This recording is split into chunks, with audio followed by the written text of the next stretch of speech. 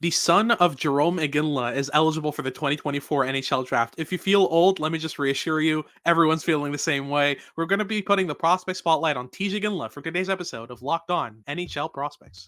You are Locked On NHL Prospects, part of the Locked On Podcast Network. Your team every day.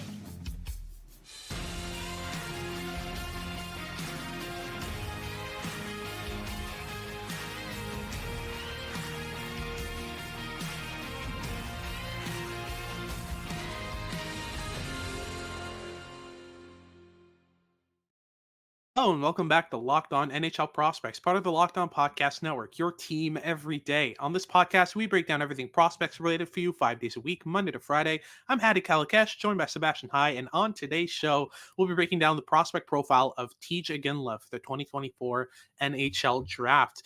He's an August birthday, the son of Jarome Iginla, and he's eligible for the 2024 NHL Draft. He's 6 foot, 185 pounds, been playing mostly at left wing this season for the Kelowna Rockets in the WHL. We'll get into the puck skills and the skating first and foremost in our first segment. We'll break down the toolkit, the habits, and the decision making more in detail in our second segment. And then in our final segment, we'll look at the projection with Tij Iginla, what the upside looks like, what the likelihood of hitting that upside is, and which team would be the best fit. But before we get into any of that, make sure to like and subscribe if you're watching on YouTube. Leave us a comment letting us know what you want us to cover next, who you want us to talk about next, or if you have any questions about Tij Iginla, leave them down below. And if you're listening on your favorite podcasting platform, please leave us a rate and review. Helps the channel out a lot, and make sure to make us your first listen of the day. So, Sebastian, take it away with Tij Iginla. What's the profile look like? What type of player are we talking about? And what do the points look like this season with Kelowna? Yeah, so Tij Iginla has been rocketing upwards over the course of the season, and he's taking massive leaps in his development this year. He went from playing a pretty depth role with a stacked Seattle Thunderbirds roster last season, where he played 48 games and logged 6 goals and 18 assists, only got into 3 playoff games, logging a solitary assist. And this season, after being traded to the Kelowna Rockets and being absolutely glued to Andrew Crystal's side for the majority of this season, he's played 64 games and logged 47 goals and 84 points in that stretch. And he is among the youngest players in this draft class. He's an August 1st birthday, so just a month and a half before the cutoff for the 2025 NHL draft. And he's a 6 foot, 185 pound left winger. So this is a player who is a really big goal scoring threat, but he's far from one dimensional in the offensive zone, also adding a really increasingly effective playmaking game, passing habits, Yep. and a very strong puck handler on top of that. So the puck skills as a whole are a big strength, aren't they, in his game? Yeah, for sure. I mean, and we could start with the shot. I think that's the real standout in this game. Oh, yeah. I love his ability to lift pucks up in tight. He's a really good scorer in tight to the net. He constantly gets to those areas, which helps a lot with his projection in terms of goal scoring ability. But the shot in isolation has really improved over the past year. He's gotten better at shooting from mid range. He's gotten better at shooting in motion. He's using a lot more one timers and catch and release wristers and that kind of stuff. But he's also very comfortable on the backhand, which that's something usually that develops with time. But yeah, he's just lethal in the goal scoring element. For me, he's up there with the top goal scorers in this draft. For me, possibly top 3 in terms of goal scorers after Yzerman, Celebrini, perhaps, kind of in that conversation. Yeah. I love, love, love the shot from every distance. So for me, the shot is a good 7.5. It's a really great plus element of his toolkit. And for me, the best of his trifecta of puck skills. The stick handling is also good, though. That's one thing I've really liked about his game is that he's kind of rounded out his offensive toolkit and made it a bit more cohesive. And the stick handling ability, the puck catching ability plays a big, big part in his ability to score some goals pretty consistently. At high speeds, he doesn't bobble pucks. At high speeds, he's able to catch them really fluidly and set his shot up really well. He can catch pucks in his hip pocket right away, so he doesn't need to settle the puck, dust it off, lift his head and then shoot. He can do all that in one motion, which I've really liked in this game. And he's got quick hands in transition as well, which circumvents the skating quote unquote deficiencies, which we'll get into in a second. But yeah, it allows him to get around the ice fairly well, to get around opponents fairly well, and make a great impact on the game. I give it a 6.5 as a plus tool, and it works. It's effective. That's what matters. It's not on the level of Ivan Demidov for sure, but he's definitely good enough in that element to make it work at an NHL level. So it's an above average, just projectable NHL tool. Passing wise, though, it's been on and off. What's been your kind of take on Tij Iginla's passing ability? What grade would you give it, and what's holding it back from being a better plus tool in this game? I think a lot of it goes down to his ability to blend his pace together with the passing game, and that's been growing significantly over the course of this season. I remember my early season viewings, I was a little bit questionable on how capable Iginla was at leveraging his handling and passing abilities to create advantages offensively. He wasn't really given all that many looks to do so in his D-1 season and in those bottom 6 minutes with Seattle, but since he's been paired up with Andrew Crystal, he's been learning a lot from his line mate in those facets of the game too, like the handling, like the ability to leverage handling and passing, like raw tools into offensive creation are among Andrew Crystal's biggest strengths. And Aginla's been also modeling those aspects of his game after his teammate a little bit as the season's gone on. So I've seen a lot more pace in his passing game than he had earlier on this season. He's been really quite effective in the give and go game, especially in the last like 4 or 5 months of the season, and very pacey in his decision making with the puck on his stick. And while there's perhaps a slight lack of flair in his playmaking game, he's very effective at funneling pucks towards high danger areas, and the accuracy of those high danger passes has also increased in accuracy as the season's gone on. So there's been a ton of progression, and I think that's kind of like the overall storyline with Iginla this season. It has just been consistent progression. Every viewing I've gotten, he's become a bit more calculated with his decision making, and the ability to leverage those tools to create consistent advantages has also continually increased. Yeah, for sure. I think that's a big part of kind of what's progressed in this game. But I think really the passing goes through the smarts, and we'll get into the smarts in a second and why they're so good. But in terms of the raw passing ability, the variety in his passing arsenal, the decision, the selection of passes in transition, that kind of stuff, and especially the ability to hit seams, I think it's average at best. There are there's still some limitations to the accuracy and the variety of his passes. As that progresses, if it does, I think it can become kind of a six tool. But as it stands right now, the way it projects right now, it's about average for NHL standards. Last but not least, let's talk about the skating, because for me, there are a lot of elements in which the skating shines. I think that TJ Gillen is really, really good at creating separation in short bursts. He's really good at finding little pockets through small kind of 10-15 foot acceleration, kind of distances where he's kind of speeding past a player over his shoulder to kind of find a little spot in the offensive zone. In transition, though, although the top speed itself is great and the acceleration is great, he's not as agile at top speeds. You can see him get fairly linear once he gets to top speed, and he doesn't really have the edge work in order to kind of change his route at top speeds at kind of an efficient level. You can see him be a bit unbalanced when he's trying to do that, and he doesn't even try to do it that often. So I think that's a fairly decent limitation of his game in transition. But Tisha Gillen's at his best when he's slowing down the pace of play and then speeding it back up, and he can do that really well. So I'm not as worried with the skating projection, but so far I'd give his skating a 5.5, something in that range.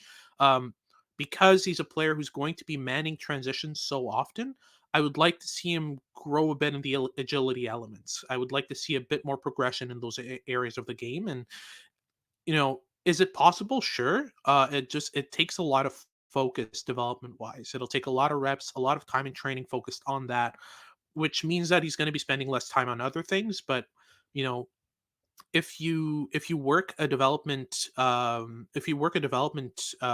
of path for him that's allowing him to work on the things he already works on in game while working on the skating off the ice in training, that kind of stuff, I think you can get a fairly decent skater out of Tej, but it's just a matter of how much time you want to allocate to those elements of his development trajectory. But that wraps things up for our first segment about the puck skills and skating. We'll get into our second segment where we talk about the toolkit, the habits, the decision making, more of the mental aspects of Tej Iginla's game. We'll get into that right after these messages from our sponsors at eBay Motors. Passion, drive, and patience. What brings home the winning trophies also what keeps your ride or die alive. eBay Motors has everything you need to maintain your vehicle and level it up to peak performance. From superchargers, roof racks, exhaust kits, LED headlights, and far more. Whether you're into speed, power, or style, eBay Motors has got you covered. With over 122 million parts for your number one ride or die, you'll always find exactly what it is that you're looking for, and with eBay Guaranteed Fit, which is available to US customers only, your part is guaranteed to fit your ride every time or your money back. Because with eBay Motors, you're burning rubber, not cash. With all the parts you need at the prices you want, it's easy to turn your car into the MVP and bring home that win. Keep your keep your ride or die alive at ebaymotors.com. Eligible items only, exclusions apply. Alrighty, so moving on to our second segment, we'll be talking about Tij and Les Puck's toolkit, habits, and decision making, the more mental aspects of his game, the more intricate stuff that we look for as scouts. So we'll start off with the toolkit. For me, the interaction between his stick handling and his shot, there's a direct correlation there. I think that without the improvements in his stick handling over the past year, he would be less of an effective and versatile goal scoring threat, right? For sure, like especially in terms of the catch and release, it's one of the more fluid ones in this draft class. Doesn't quite compete with like Cole Eiserman's, for instance, but is a very, very strong one. He's able to catch pucks very comfortably, even when the pass is relatively hard to catch or it's in an awkward position. He's able to just take one single touch, get it into his hip pocket, and fire off a quick shot. And he's also got a pretty diverse overall shooting arsenal, which it makes it a lot easier to kind of adapt to different situations. But as you mentioned, without that ability to catch pucks comfortably, to put it into a really comfort position for him to shoot from in a single motion, his goal scoring game would not have taken the jump that it has in the last year. Yeah, for sure. I think this is a big part of the game with Tij Iginla. I also think that the hockey sense is among the best in this draft. His vision, Yeah. his awareness, his decision making is really, really solid, and he has this knack of just kind of controlling play off his stick pretty consistently. And I've really liked that, especially since he's been kind of split up from Andrew Crystal. The two have been playing fairly regularly on the power play together, but in recent games at 5-on-5, they've been split up, and I think that that's allowed Iginla's ability to control the puck to control the play on the puck to really shine more than it would because Andrew Crystal just he just I mean, he demands the puck so much. He controls the Yeah. puck so much that you don't see it as much in Iginla's game. I really liked the off puck movement, the off puck positioning, the off puck routes with Iginla that it would take to support Andrew Crystal.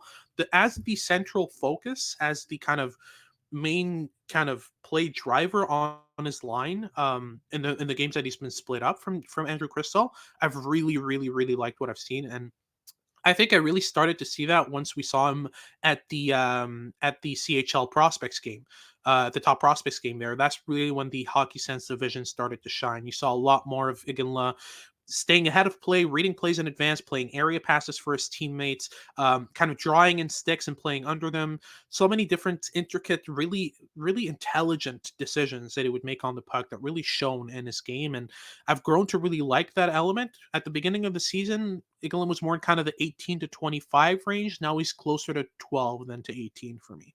That's one part of his game that has really grown to love. And again, once he got split up from Crystal, it got so clear, so obvious how smart he was on the puck. It was obvious from the start. The off puck routes were always there, even last year with Seattle. But the big, big growth for me is how dominant he can be on the puck in terms of the decisions that he makes, right? For sure. Like I think like you really highlighted a big difference there where like early season viewings, it was the off puck movement that was just really, really shining brightly and was also creating a pretty clear path for him to the NHL as like an off puck complementary scorer with a wicked release and a real knack for for finding soft ice and staying in it and really getting comfortable in those small pockets at the heart of defensive structures in that mid slot. And as the seasons progressed, he's actually the one that is getting to those areas on puck, which is just this massive leap as well in the impact he's having in games. And I've also been very impressed with his ability to layer his roots with his puck skills and his like speed and acceleration throughout this season.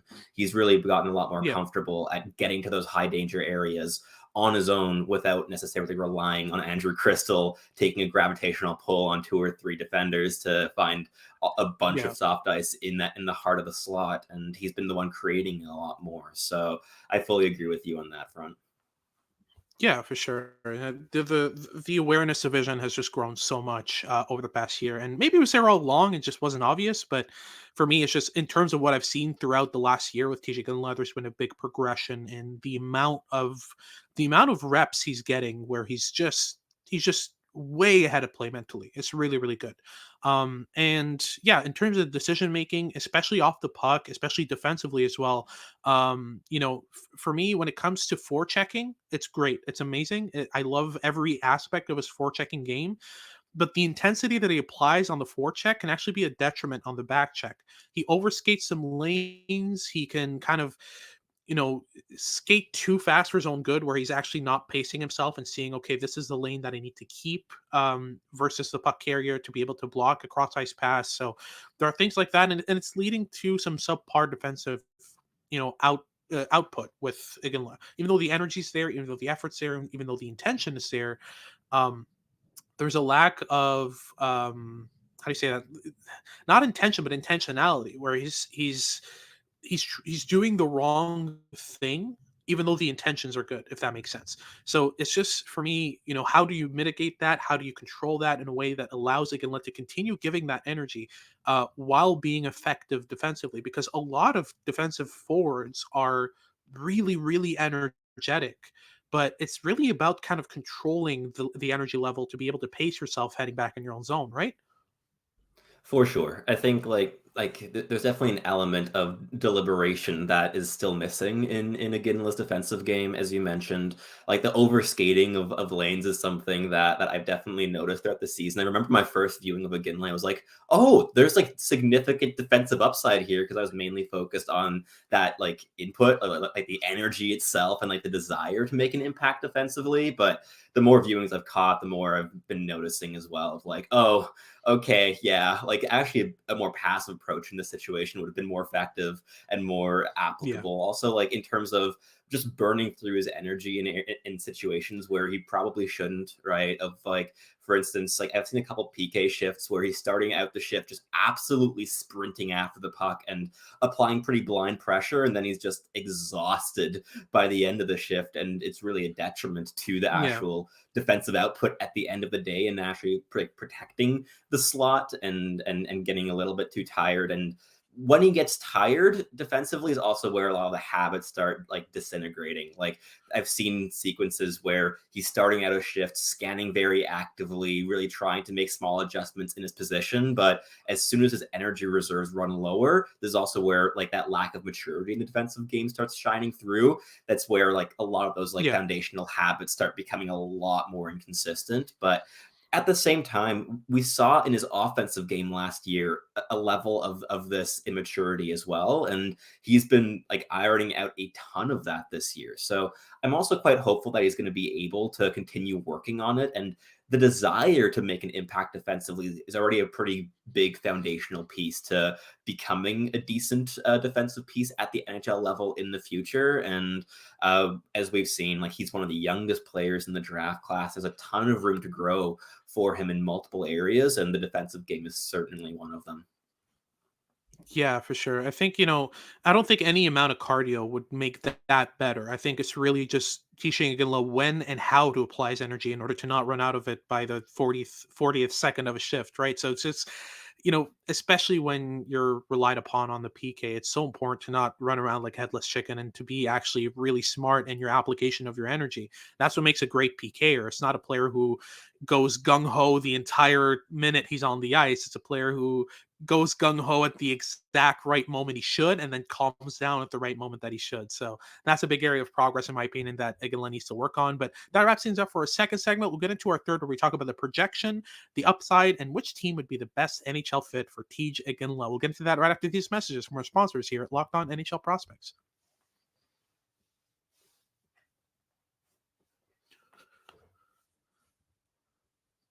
Alrighty, so let's close things off here with our breakdown of Tij Iginla's projection, his upside, what the likelihood is of reaching that upside, and which team would be the best NHL fit for Tij Iginla. So let's get started here with the projection. What do you see as a realistic projection for Tij Iginla in terms of where he ends up in an NHL lineup?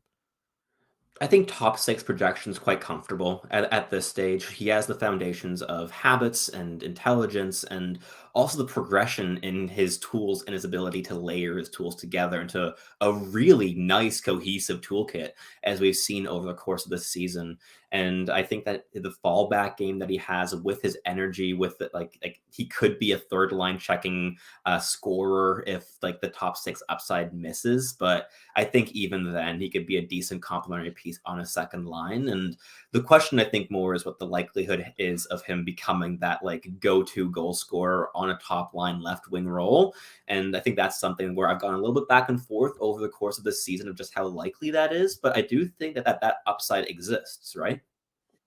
Yeah, no, absolutely. I think there's a fringe likelihood that he ends up on a top line, and if he does end up on a top line, it's really going to be as a player who's leaned into his complementary elements, rather than a player who's trying to drive the play at each turn. I don't think he's going to be a top line play driver. He's got definitely the ability to be a second line play driver if he works out and continues to develop his application of his energy, rounds out his physical game, works on his stick work defensively as well, some stuff like that. I think he can definitely become a play driver on the wing, on a second line, but on a top line, he's going to be an off puck mover. He's going to be a player who finds pockets of space, who works really well with a high end playmaker, who's going to be constantly finding him in the pockets of space that he creates for himself.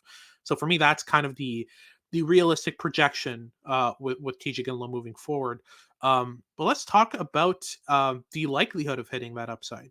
In terms of percentage, I would say the percentage of chance he ends up as a top line complementary player is a good like 30-35%. I think is fairly high in terms of the overall ability to become that type of player. But what do you think in terms of that? Do you think that's a realistic kind of outcome, or what do you think? Yeah, I'd be a bit closer to 25%, but I think it also largely depends on the organization he finds himself in, right? Like if he Yeah. lands in like in an organization like the Anaheim Ducks, for instance, that's obviously a bit lower just because of the abundance of top six skill that they have. But I mean, we're gonna start talking about NHL fits in a second. But if he lands in one particular spot that I'm sure we'll be mentioning here, I think it'll be a higher percentage chance too, as well, of landing in that top line role. Yeah, is that the Sea of Red we're talking about? I think The so. Calgary Flames? Yeah, I think that's a I don't think he's getting past them. I think the storyline is too good, and the fit is too good in terms of what they're looking for and what type of player they usually go for. I think there's a very, very slim chance that he gets past they're 11th overall right now, Yeah, in the it's tank the range. standings. It's the range. I mean, right now I have him at 14 in my personal rankings, but I could very well see him go as high as 10. There's some definite upside skill and scoring wise here. There's a lot of energy. A checking role for him is realistic and possible, especially if he learns to apply it more intelligently. For me, Aginla, at the very least, you're talking about a bottom six checking forward, and at the very best, you're talking about a top line complementary player. And that type of player, those guys don't last usually. So I'd be very, very surprised if he gets best Calgary at 11. But let's say he's gone by then. Who do you think picks him? We have the Buffalo Sabres, Pittsburgh Penguins, Seattle Kraken, Ottawa Senators in this range. Which of those four would you say would be the team more likely to snag him off of Calgary's hands? Probably the Senators, honestly. Like, I think that they could be quite enticed in picking another goal scorer, for their top 6. Like, they already have a decent amount of them, and I could just as easily see them going for, like, a solidifying defensive presence, but if the big defensemen that they like are off the board by that stage, I could really see them going on for a player like Iginla. He plays a style that they really appreciate in terms of bringing energy on top of that offensive dynamism and the goal scoring threat, and I mean, could you think of a much better NHL fit on a line than Tim Stützle for for Tij Iginla? I think that'd Nope. be a pretty nice one. Nope. We were talking about a transition skilled playmaking center. That's Tim Stützle to a T. I mean, that's exactly what he is. And yeah, I think that'd be a great fit. Otherwise, I don't see anyone in the Pittsburgh Penguins pool that could really help out Tij Iginla in terms of that role. Like Braden Yeager, I don't really consider a high skill transition playmaking winger. He's more of a kind of off puck mover goal scorer type, right? So, but you look at the Seattle Kraken, they've got Shane Wright and Matty Beniers, down the middle for the next 10 years. I think either one of them would be a great fit for Tij Iginla. Yeah. Especially Beniers for me. Beniers is the type of player who's going to do a lot of the intelligent defensive work. He's not the type of player who outworks everyone in every shift. He's the type of player who's comfortable, kind of slowing down the pace, making decisions at a slower pace, and kind of reading the game. Then accelerating off of reception in transition and kind of skating up the ice, which would really benefit Iginla's game because Iginla can just kind of rely on a guy like Beniers to do the defensive work, and then move off the puck once the puck is secured and kind of find a pocket to work with. So that would be another great fit, in my opinion, in terms of teams that select him. But Also, let's say Jagger there's a Firkus. universe, a world that is very true. I forgot they had Jagger Fergus in their pool. That's another great player that they can. Well, actually, I'd say a line of Iginla, Beniers, and Furcus long term would be It's fun. damn The fun terrifying. factor Just is off the absolutely charts terrifying. there.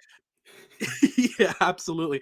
But let's say there's a universe in which Calgary doesn't select him, and he's available in the 12 to 14 range. Do you see which of the Islanders, Devils, and Wild do you see as the best fit for him? Devils. Devils would be excellent Yeah. fit. Like, if he falls that far, I think that'd be excellent. Like, playing with either of Nico Hischier and Jack Hughes would be excellent fits down the middle in terms of players that would complement the Ginla style a ton. They've been looking to add more goal scorers, and they went out and traded for Timo Meyer, who's been heating up recently. And Alexander Holtz hasn't exactly been a slam dunk top 6 scorer for them, but Ginla would really match that, like the style, the intelligence in the offensive zone. He's very adaptable, and just constantly shifting gears and creating space for himself and his line mates. I think he'd complement that top 6 really nicely. Like a line of Iginla with Jack Hughes and Dawson Mercer, I think would fit really nicely. Oh, absolutely. I do also want to throw in the Islanders in there because I know for a fact he's not getting past Lou Lamoriello. He is the most Lou Lamoriello pick I can think of. A high energy player who just barrels down on players on the forecheck, who scores goals in tights, scores a lot of dirty goals. Yeah, Lamoriello's not letting him get Beardless. past him, that's for sure. So if he's about beardless as well, absolutely, and the pedigree's there as well. So yeah, for sure. For me, if he gets past the Flames already, I think there's a 5% chance of that. He's not getting past the Islanders, that's for sure. But that wraps things up for today's show. Thank you very much for tuning in. If you're watching on YouTube, make sure to like and subscribe. Leave us a comment letting us know what you want us to talk about next. And if you're listening on your favorite podcasting platform, make sure to make us your first listen of the day. For your second listen of the day, make sure to check out Locked On Sports Today. They got all your news and updates about what's going on around sports. And make sure to tune in for our next shows as we continue our prospect coverage this time for the month of April. This has been Haddock Calicash with Sebastian High, and we hope you tune in next time.